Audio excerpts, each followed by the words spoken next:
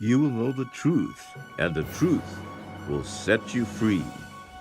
Hello, everybody. This is my second series on the Constitution's relevance and meaning. In our last series, we talked about the Constitution and religious references used in the Constitution. Now, if you haven't been offended already, you might get offended in this series because I'm going to talk more about the relationship between religion and the various definitions or interpretations of the Constitution. And so we're going to talk about the secular terms used in the Constitution, but also how those words are used in the Bible and what they mean. So if you get offended by talking about politics and religious ideas, maybe this video series is not for you. What can I say? What I ask is not that you believe what I'm saying to you, but that you simply presume it as true. And that way you can understand at least a different point of view, possibly than the ones you already have. And that goes for Christians as well, because in this series I'm not talking about Christian beliefs in particular or how people ought to think or believe in God, but I'm talking about just the language and what the words mean and what they refer to in the Declaration of Independence and in the Constitution of the United States. Okay, so you still with me? Let's get started. To start with, let's look at the terms that are secular, in particular words like truths to be self-evident in the first paragraph and unalienable rights and in black. Now, in the previous series, we mentioned the words creator in this paragraph is referring to divine law, and that the world was created through divine laws. It doesn't say that it was created out of nothing, or that it was created in 7 days, or all the various interpretations that some people have of the Bible, Christian or not. So my focus here is on the word truths to be self-evident. Now, when we look in the second paragraph, we see a clue of how it's using the word truths here. The word truth can be used in a number of different ways and have different implications. But in this example, it's being used in a more secular idea in mind, which is a principle. A truth is a principle.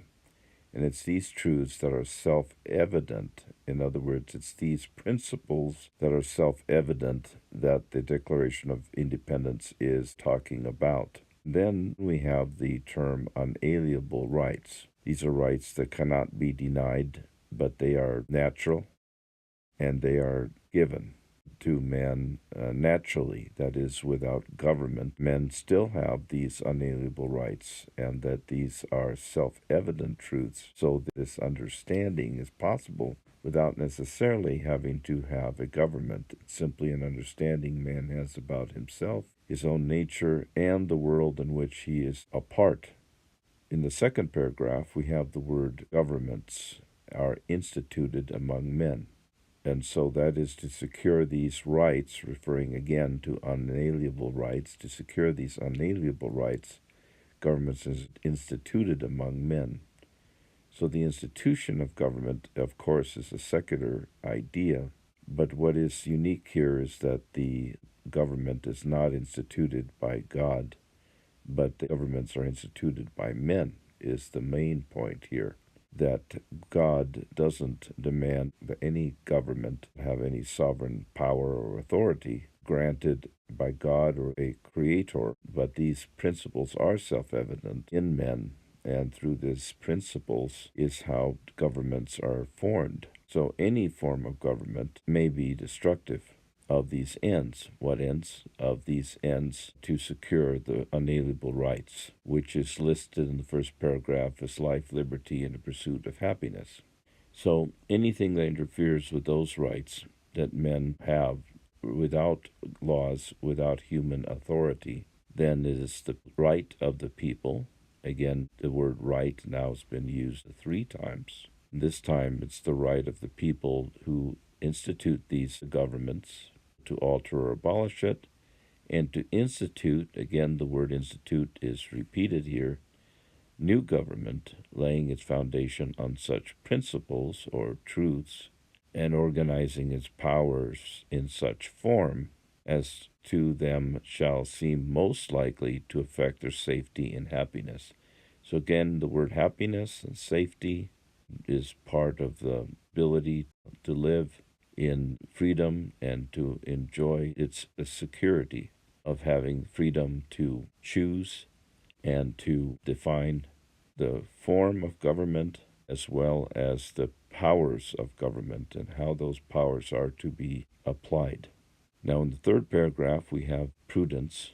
In the first series, I mentioned that the Creator and prudence here are references to divine rights of kings, the divine rights of sovereign powers, and how these rights are not a part of a government or having any need for government, but they are parts of divine law or natural law, whatever you would like to call it, natural law as opposed to human law.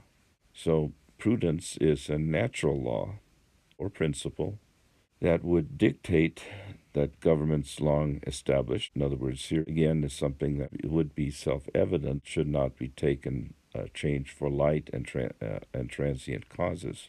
But accordingly, all experience has shown that mankind are more disposed to suffer, while evils are sufferable, than to right themselves by abolishing the forms to which they are accustomed.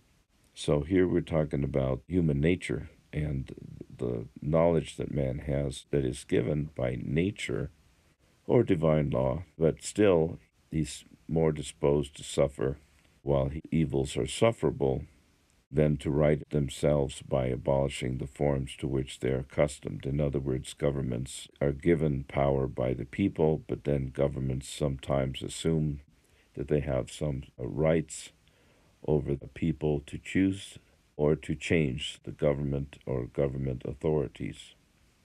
So they have the rights to abolish the forms to which they're accustomed. So through experience, people are resistant to change. But once it's no longer tolerable, then, as it said here, when a long train of abuses and usurpations pursuing invariably the same object evinces a design to reduce them under absolute despotism, it is their right, here again the word right now for the fourth time, it is their duty to throw off, and the word duty here is, again is repeated now for the second time, to throw off such government and to provide new guards for their future security.